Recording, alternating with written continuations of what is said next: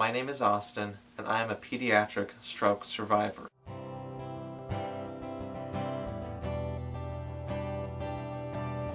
I had a stroke before I was born, which caused hemiplegia cerebral palsy, which means that half of my body is partially paralyzed. This resulted in me having much poorer balance than most other kids, and I would trip over sidewalk cracks were major hurdles that I would often trip over. My muscles in my right hand are not nearly as strong as the muscles in my left hand, which means that my right hand wrist would often drop without me wanting it to. If these muscles stay in this contracted position, that means the muscles will eventually tighten and I won't be able to straighten those muscles in that hand.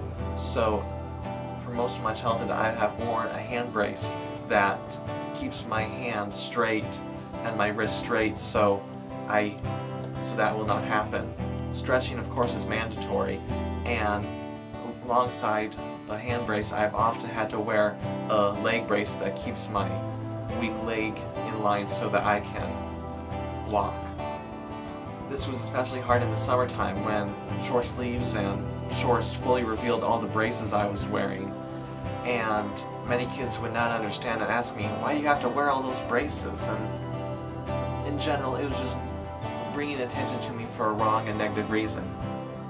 When I was 6, my parents took me to a service dog organization called Canine Companions for Independence.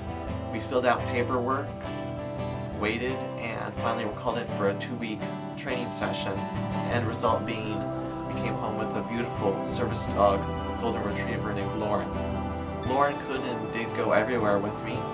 We would take her to church, take her to the grocery store, and this was a great thing because Mom would hold the leash and I would hold a handle that was on Lauren's cape, so it was kind of like Lauren would help me often catch me as I fell, so I wouldn't fall, but Lauren would catch me. As I would often like to say with a smile, Lauren was like a cane, but she was a lot more fun to pet than a cane.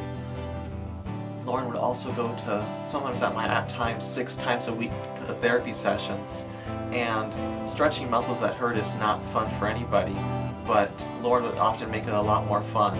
Lauren would help me, my therapist would often use Lauren in their routine of therapy, and it was a lot more fun for my right hand to brush Lauren than just to stretch my right hand. Lauren also helped me socially. I was still the center of attention, but instead of being that weird kid with braces, I was that cool, awesome kid that got to take his dog everywhere to church and everywhere else. And that was just a huge booster for me that other kids thought something positive about me instead of only negative. Not long after we got Lauren, my family and I moved from California to Texas, and along with the usual hassles of moving cross-country, we also had to get a whole new team of healthcare professionals for me. My new neurologist suggested ecotherapy, or therapy riding horses. My parents were convinced of the benefits, but where? Turns out there's an excellent ecotherapy center just down the road from where we live named Wings of Hope. And it was wonderful because it was at a low enough cost and in fact available. Scholarships made it free that my parents could afford it to take me there. Having a stroke, your body has never learned what the right way is to walk. A horse's walking rhythm is very similar to our own. So a stroke survivor riding on the back of a horse for a long enough time period, their brain finally gets the message, oh yeah, this is how I'm supposed to walk. And it's a really great thing. Wings of Hope was just like Lauren, Wings of Hope was one of the best things that ever happened to me. And just because this was a fun type of therapy, didn't hurt, it wasn't not fun, it was fun. I would get up early in the morning, make sure my mother got out the door so we wouldn't be late for my hour-a-week ride. Riding horses was something that I could excel at, which meant the world to me because as a disabled child, you can't excel at much. It was actually while I was riding at Wings of Hope that my mother first learned of Children's Hemiplegia and Stroke Association, or CHASA, an organization that connects and helps support families who have children who are pediatric stroke survivors and or who have hemiplegia. There was another child in the same writing class that I was in that, as my mom looked at her, my mom was like, that girl has the same exact disability as I did. And it turns out that was true, and that in all the 9 years that I had been alive, that my parents had never run into another child who had a stroke just like I had. Naturally, our mother started talking, and it turns out this other mom was the founder of CHASA. Now, not only had my mom found another family who were facing the same challenges, unique challenges that I was, but indeed she had found this network all across the nation and indeed the world of families who had children just like me. This was a huge thing to Mom, that she realized that CHASA was connecting all these families together, and it was a network that she could talk with other parents of, how does your child do this or that or the other thing?